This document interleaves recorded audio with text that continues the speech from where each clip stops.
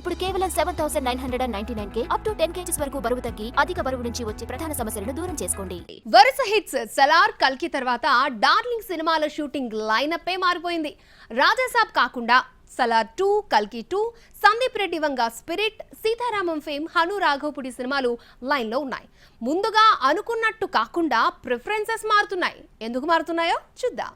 ఈ పాటికే సెట్స్ పైకి రావాల్సిన సలార్ 2 వాయిదా పడింది. సలార్ 2ను ఇప్పట్లో కాకుండా తర్వాత చేద్దామని ప్రభాస్, ప్రశాంత్ నీల్ అనుకున్నారట.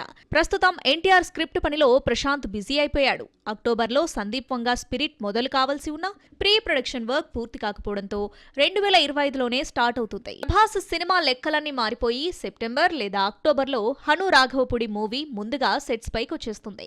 40వ దశకం నాటి నేటివిటీతో రూపొందే ఈ సినిమా కోసం లవ్ అండ్ యాక్షన్ కథను రాసుకున్నాడు హను. హీరోయిన్ గా సీతారామంతో కలిసొచ్చిన మృణాల్ ఠాగూర్ ను సెలెక్ట్ చేసుకున్నాడట.